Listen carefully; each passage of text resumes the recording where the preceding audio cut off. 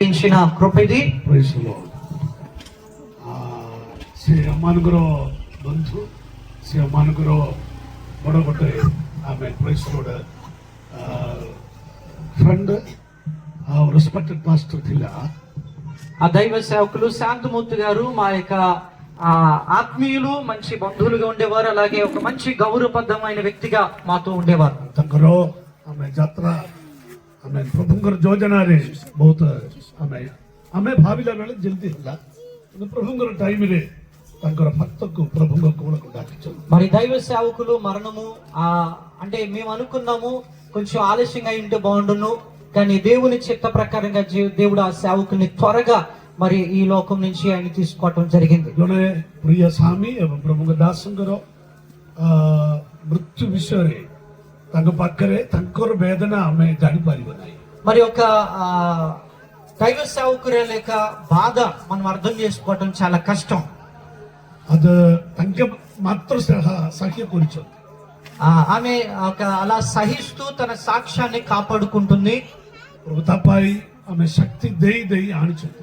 మరి దేవుడు ఆ తల్లి గారికి, ఆ సేవకురాలకు అలా ధైర్యపరుస్తూ నడిపించుకుంటూ వస్తున్నారు. ତାଙ୍କର ଧୈର୍ଯ୍ୟ ପାଇ ଏବଂ ତାଙ୍କର ପ୍ରଭୁ ଦେଇଥିବା ଭୋଜ ପାଇ ପ୍ରଭୁଙ୍କର ବାକ୍ୟ ବହୁତ ସୁନ୍ଦର ଭାବରେ ଆଜି ଆମମାନଙ୍କର ମଧ୍ୟରେ వితరణ కొల్లే. ସେଥିପାଇଁ ମୁଁ ప్రభుଙ୍କୁ ଧନ୍ୟବାଦ ଦଉଛି. మరి దైవ సేవకురాలు చక్కగా వాక్యాన్ని చెప్పి మమ్మల్ని బాగా ధైర్యపరిచారు ఆత్మీయంగా. అందుని బట్టి దైవ సేవకురాలకు వందనాలు తెలియజేస్తున్నా. స్వామిର ଗୋଟେ ଗୁଣ, ଆମେ ଯେକୌଣସି ଜାଗାରେ ପ୍ରଚାର କଲେ, ఆ దైవ సేవకుడు ఎక్కడైనా ప్రకటన సువార్త ప్రకటిస్తే ସେ କୋଉ ଜାଗାରେ ଥିଲେ ବି ମୋର ଫଟୋ କାଢିବେ.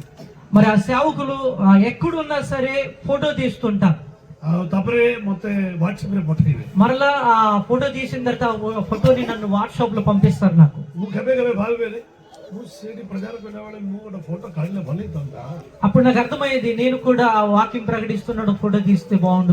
କିନ୍ତୁ ସାଙ୍ଗେ ସାଙ୍ଗେ ମୂର୍ତ୍ତି ପାଷ୍ଟର ମତେ ఫోటో ପଠେଇବେ. అలా అనుకుంటుంటాను. ఈ లోపల శాంతమూర్తి గారు మరి ఆ ఫోటో పంపించడం జరిగింది. ସେ ପ୍ରକାର ତାଙ୍କେ ବି ଏଠି ଆବା ବେଳେ ମୁଁ ଯେକୌଣସି ଜାଗାରେ ଥିବ ఫోటో కాడికి ମୁଁ ఆగేను పట్టు. మరి శాంతమూర్తి గారు కూడా ఉన్న దినాలు ఆయన ఎక్కడైనా స్వార్థ ప్రకటిస్తుంటే నేను కూడా ఫోటో తీసి పంపించేవాడు. ଆଜି ଏ ମିଟିଂ ପ୍ରଭୁଙ୍କର ଦାସ ମତେ କହିଲେ, మరి దైవ సేవకులు యొక్క కార్యక్రమం గురించి చెప్పారు. ଏଠାରେ ଗୋଟେ ଭଲ ଗୋଟେ ମା ଥିଲା, ସେ ମା ପ୍ରଭୁଙ୍କର କୋଳରେ ଚାଲିଗଲା. మరి ఇక్కడ ఒక తల్లి ఉండేది, ఆమె ప్రభు చెంతకు చేరిందని చెప్పి. ଦୀର୍ଘାୟୁ ମାନେ 80 ଭିତରେ ତାଙ୍କର ବୟସ ଥିଲା. ఆ 80-90 సంవత్సరాల వయసు ఆ తల్లి గారిది ఉండేది. ଆଜ୍ଞାଙ୍କର ତାଙ୍କର ମା ବି ଗତ କେତେକ ମାସ ତଳେ ପ୍ରଭୁଙ୍କ କୋଳକୁ ଚାଲିଗଲେ. మరి నా తల్లి గారు కూడా ప్రభు యొక్క ఒడికి చేరుకున్నారు. ମାଙ୍କର ପ୍ରେମ ତାଙ୍କୁ କେତେ ମିସ୍ କଲେ ବୋଲି ଆପଣ ପଚାରନ୍ତୁ, ପାଷ୍ଟର ବାବୁ କହିବେ. మరి తల్లి ప్రేమను కోల్పోయారంతని చెప్పి తన కుమారుడికి అడిగితే చెప్తారు ఆ బాధ ఏంటనేది. ମା ବାପାଙ୍କର ଦୁଃଖ ପ୍ରବୀଣ ପାଷ୍ଟରଙ୍କୁ ପଚାରନ୍ତୁ. ବହୁତ ଛୋଟ ଟାଇମରେ ତାଙ୍କର ମା ଏବଂ ତାଙ୍କର ଆମେ ପ୍ରିୟ ପିତା ମୋର ବହୁତ ବନ୍ଧୁ ତାଙ୍କେ ବି ଥିଲା, ଦି ଜଣ ଈଶ୍ୱରଙ୍କର ପାଖକୁ ଯାଇଛନ୍ତି. మరి ఒక కుమారుడుగా తన తల్లిని తన తండ్రిని కోల్పోయిన ఆ కుమారుడు బాధ ఎలాంటిదో ఒకసారి ప్రవీణ్ పాస్టర్ గారు అడిగితే చెప్తారు. వాళ్ళు ఆ దైవ సేవకులకి చాలా దగ్గర సంబంధులుగా ఉండేవారు. ଆଜିଠୁ 5 ମାସ ପୂର୍ବରୁ ଆମେ କେରଳରେ ଯାଉଥିଲେ. మరి ఇప్పుడు ఈ రోజు నుంచి ఒక 5 నెలల వెనక్కి వెళ్తే మేము ఎప్పుడైతే కేరళ వెళ్ళామో ఒక 5 నెలల క్రితము ମୋର ଛୋଟ బాబు ଆମ ସହିତ ଥିଲେ. నాతోనే అనగా దైవ సేవకునికి తనతో ఒక చిన్న కుమారుడు ఉండేవాడు. ଆମେ ଏଠୁ ଆମେ ଗାଡିରେ ତାଙ୍କେ ଆମକୁ ଧରିକି ଗଲେ. మరి ఇక్కడి నుంచి తానే డ్రైవింగ్ చేసి మమ్మల్ని ఇక్కడి నుంచి కేరళ తీసుకెళ్లారు, బరంపూర్ నుంచి కేరళ. କିନ୍ତୁ ବହୁତ ଏରିଆରେ ଆମେ ପ୍ରଚାର କରି ଗଲେ. మరి వెళ్తున్నప్పుడు ఆయా ప్రాంతాల్లో సువార్తను ప్రకటించి వెళ్ళాం. ତାପରେ ମୋର ଗାଁରେ ଆମେ ପହଞ୍ଚିଦେଲୁ. మా ఊరికి ఎప్పుడైతే మేము చేరుకున్నామో ଗୋଟେ 2 ସପ୍ତାହ ହେଇଗଲାଣି ଆମେ ଆମର ଘରରେ. అప్పటికి 2 వారాలు గతించాయి. మేము ఊరికి చేరుకొని ଘର ଉପରେ ଗୋଟେ ପ୍ରେୟର ହଲ୍ ଆମେ ନିର୍ମାଣ କଲେ. మా ఇంటి పైన ఒక ప్రార్థనా గది అనేది ఉంది. ଆମେ తయారు କରିବା ସମୟରେ అక్కడ ఆ ప్రార్థనా గది నిర్మాణం కార్యం జరుగుతుంది. ସାଙ୍ଗମାନେ ତାଙ୍କୁ ରାତ୍ରିରେ ମାଛ ଧରିବା ପାଇଁ ଡଙ୍ଗାରେ ତାଙ୍କୁ ନେଇଥିଲା. ఆ రోజు రాత్రి వారి స్నేహితులు చేపలు పట్టుకుందాం రండి అని చెప్పి అంటే కుమారుడిని వాళ్ళు స్నేహితులు పిలిచారు, వెళ్ళారు. ସେଠର ଲୋକମାନେ ସମସ୍ତଙ୍କୁ ପହଁରା ଜାଣିଛନ୍ତି. మరి ఎంతమంది తనతో స్నేహితులు వారందరికి ఈత బాగా తెలుసు. କିନ୍ତୁ ମୋର ବାବୁଙ୍କୁ ପହଁରା ଜାଣିନଥିଲି। కానీ చిన్నోడికి మాత్రం మా బాబుకి మాత్రం ఈత రాదని చెప్తున్నారు. କୋରାପୁଟ ପିଲା మరి ఆ కుర్రుడు చిన్నప్పటి నుంచి బరంపూర్లో పెరిగి పెద్ద అయ్యాడు. ଆମର ଏରିଆରେ ନଦୀ କିଛି ନାହିଁ, మనకు బరంపూర్లో ఏ నదులు చెరువులు గట్రా లేవు. କିନ୍ତୁ ରାତ୍ରିରେ ତାଙ୍କେ ଯିବା ଗୋଟେ ସାନ ଡଙ୍ଗାରେ ସେମାନେ ଯାଇଥିଲେ. మరి ఆ రాత్రి వీళ్ళు చేపలు పట్టడానికి ఒక చిన్న బోట్లో వెళ్ళారు ఈ స్నేహితులందరూ కలిసి. ସବୁଠୁ ବଡ ମଝିରେ ଆମେ ଡଙ୍ଗା పల్ଟିగଲା. మరి ఆ యొక్క నీటిలో మధ్యకి వెళ్ళినప్పటికల్లా ఆ చిన్న తెప్ప తిరుగుబడిపోయింది. ରାତ୍ରିରେ ଆମକୁ ଖବର କାଗଜ ଆସିଲା, మాకు రాత్రి కబురు వచ్చింది, ବାବୁଙ୍କୁ ଆମେ ଡଙ୍ଗା ପଲଟିଗଲା, ବାବୁଙ୍କୁ ଦେଖିବା ପାଇଁ ନାହିଁ. అయితే ఆ బోటు తిరుగుబడిపోవడం వల్ల అందరూ మునిగిపోయారు, మా బాబు మరలా కనబట్టలేదని చెప్పి మాకు వార్త వచ్చింది. ଦି ଜଣଙ୍କୁ ପହଁରା ଜାଣିଛି, ମୋର ବାବୁକୁ ଜାଣିନା. అంటే ఇద్దరు ఎవరు స్నేహితులు వెళ్ళారు, వారికి ఈత వచ్చు కానీ మా బాబుకి తన బాబుకి మాత్రం రాదని చెప్పి చెప్తున్నారు. ସେ ପାଣିରେ ଡୁବିଗଲା. చిన్నోడు మరి నీటిలో మునిగిపోయాడు. 5 ଘଣ୍ଟା ପରେ ତାଙ୍କୁ ଆମେ ମିଳିଗଲା. 5 గంటల తరువాత మరలా ఆచూకీ దొరికింది. କିନ୍ତୁ ତାଙ୍କର ଶରୀରରେ ନିଶ୍ୱାସ ନଥିଲେ. మరి ఆ యొక్క మృతదేహం అనేది దొరికింది. ଆମେ ବି ଠିକ ଏହି ପ୍ରକାର କେରଳରେ ଆଉ ଗୋଟେ ମୃତ୍ୟୁ ଘଟିବା ସମୟରେ ମୁଁ ପ୍ରଚାର କରୁଥିଲେ.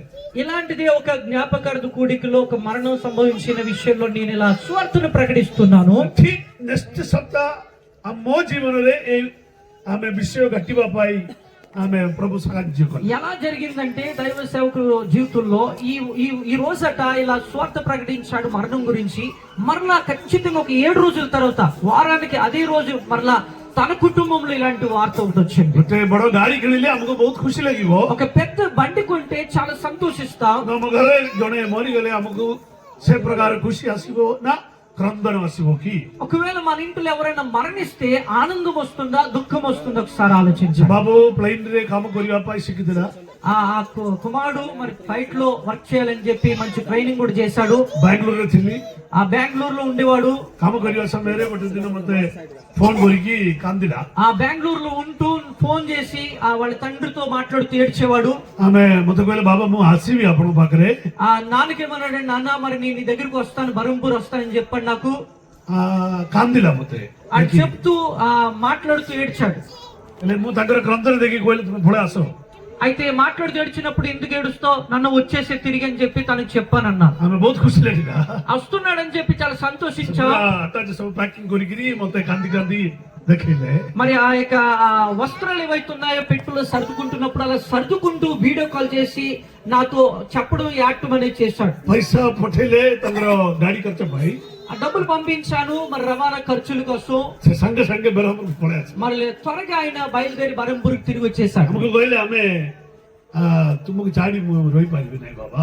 ఆ చిన్న కొడుకు ఎప్పుడైతే వచ్చాడు, వచ్చిన తర్వాత ఒకే మాట అన్నాడు, నాన్న మరి మీ కుదులు ఎంత దూరం నేను వెళ్ళలేను, నేను ఉండలేనని చెప్పాడు. ଆମେ ପ୍ରେସ ଲର୍ଡ. କିନ୍ତୁ ଆମେ ଜଣଙ୍କର ଯେତେ ସମୟ ଏ ପୃଥିବୀରେ ଥିବେ ଆମେ କିଏ ଜାଣିପାରିବ ନାହିଁ. అంటే ఈ లోకంలో ఉన్న బంధం ఎటువంటిదంటే మనిషి మన దగ్గర ఉన్నప్పుడు ఆ ఇలువ మనకి తెలియదు. కానీ ପ୍ରଭୁଙ୍କ ଦାସଙ୍କର ଘରେ ଏ ପ୍ରକାର ଘଟିଲେ ଆପଣ ମାନେ କଣ କହିବେ? ఒక దేవుని సేవకుల కుటుంబాల్లో ఇలాంటి ఘటన జరిగితే ఏమంటారు ఎవరన్నా? ମରଣ ଆଗରେ ଆମେ କଣ କହିବା? మరణం ముందు మనం ఏమంటాం? ଆଉ 5 ମାସ ପୂର୍ବରୁ ପ୍ରଭୁଙ୍କ ଦାସ ଆଜିଠାରୁ ମାନେ ଜୁନ୍ 30 ତାରିଖରେ ମୋର ବାବୁ ନିଖୋଜ ହେଇଗଲା. మరి జూన్ 30వ తారీఖున మే 30వ తారీఖున మరి తన కుమారుడు అంటే కనబడకపోవడం వల్ల వార్త వచ్చింది. ଆଗରୁ 5 ମାସ ପୂର୍ବରୁ ପ୍ରଭୁଙ୍କ ଦାସ ମାନେ କେତେକ ଲୋକ ଆମକୁ ଭାବବାଣୀ କହୁଥିଲେ. ఒక 5 నెలల క్రితం బాబు చనిపోక 5 నెలల క్రితం కొంతమంది సేవకులు ప్రవచించారు, ଆମେ ଗୋଟେ మృత్యు ଘଟିବେ ତୁମ ଘରେ, మీ కుటుంబంలో ఒక మరణం సంభవిస్తుందని చెప్పారు, ପ୍ରସ୍ତୁତ ହୁଅନ୍ତୁ, సిద్ధంగా ఉండండి అని చెప్పారు. ଅଷ୍ଟମ 21 ଦିନ ଉପବାସ କଲେ. ఆ మాట విన్నంటే దైవ సేవకులు 21 రోజు ఉపవాసం ఉండి